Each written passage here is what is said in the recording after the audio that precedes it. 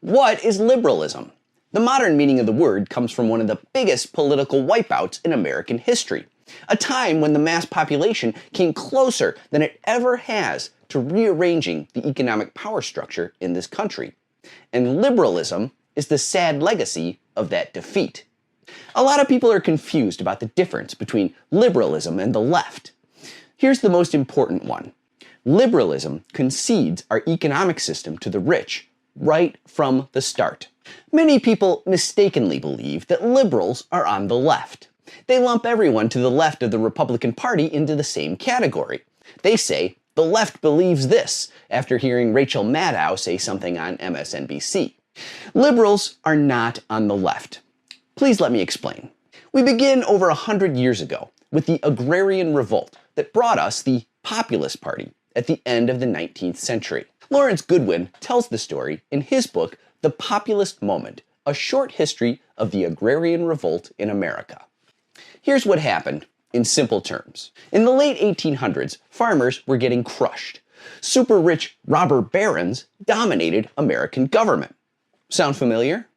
It was called the Gilded Age, one of the few times in history where wealth inequality rivaled what we see today. Goodwin writes, "What was democracy when aggressive captains of industry could buy whole legislatures and keep the United States Congress in a perpetual state of genteel servitude? What was honest labor when ruthless structuring of the currency drove the price of farm products below the cost of production?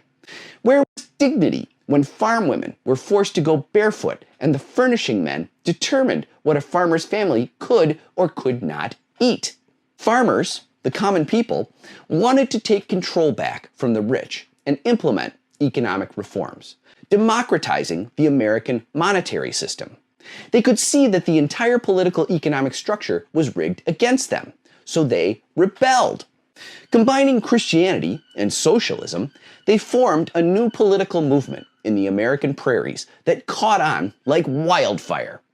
Calling themselves the People's Party, or the Populist Party, they started beating both Democrats and Republicans in legislatures and at local levels all over the country. The purpose of populism, according to populist Frank Doster, who later became Chief Justice of the Kansas Supreme Court, was to bring the power of the social mass to bear upon the rebellious individuals who thus menace the peace and safety of the state. Doster was referring to the rich, who were running the entire country for their own personal financial benefit. The success of the Populist Party made elites panic, of course. Soon, the money got organized, because the wealthy rightly recognized this social movement as an existential threat to their power. The rich threw everything they had at stopping the populists, and they won. As Goodwin writes, it was simply a matter of capital and the power of those having capital to prevent remedial democratic legislation. Laws were passed to outlaw the most successful strategies the Populist Party used to win elections.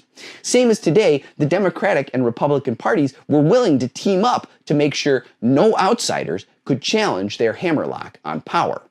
The rich won because the entire capitalist system was at stake. It was do or die, so they did, and managed not to die. The Populist Party was dismantled. The idea of a democratic monetary system was abandoned. After the populist defeat, the field of battle shrunk. Now, modern politics takes place wholly within the narrowed boundaries of the corporate state.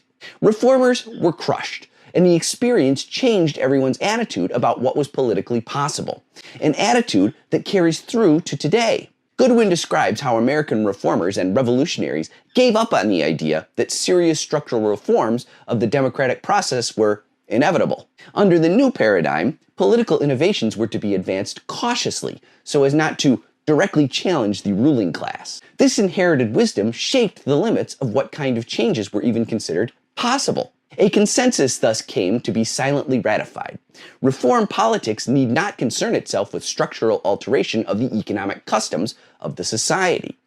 Goodwin continues, the reform tradition of the 20th century unconsciously defined itself within the framework of inherited power relationships. The range of political possibility was decisively narrowed. This is the legacy of liberalism. Liberal reforms begin with a massive concession that economic matters are basically off the table, if they threaten the existing capitalist power structure. It's a sad story, really. Populist reformers got destroyed, and all we got in their place is a two-party system that seeks only to preserve and expand capitalism. Liberals occupy the left portion of the pro-capitalist spectrum. If the conservative believes in unleashing markets and capital, the liberal believes in smoothing down the rough edges. The liberal has an important role in the capitalist system, to suggest reforms that make the mass population less likely to challenge capitalism. Liberals want to make the capitalist system tolerable for the mass population only to keep rebellion at bay and preserve the existing class structure. Liberalism is a relic of the new reality brought about by demolishing the Populist Party and smothering calls for a more democratic economy. This sophisticated despair, grounded in the belief that hierarchical American society could perhaps be marginally humanized but could not be fundamentally democratized, became the operative premise of 20th century reformers. Goodwin writes, at first this new, weaker reform movement was known as progressivism until about 1930. Later, it became known as liberalism. There you have it. Liberalism is to the left of conservatism because it believes the rich should make concessions to keep this system functioning. But liberalism is not left. In reality, the left begins to the left of liberals. This is why people say that the left starts at anti-capitalism. Everything to the right of that is a concession to the rich, designed to keep the capitalist system in place. If you are on the left, you are with the working class. If you are a liberal, you are ultimately supporting the owning class. Liberalism surrenders the field of battle before the first shot is even fired. Don't be a liberal. Please give a like, follow, favorite, repost, and follow my Linktree to sign up for my Substack. Let's make them pay.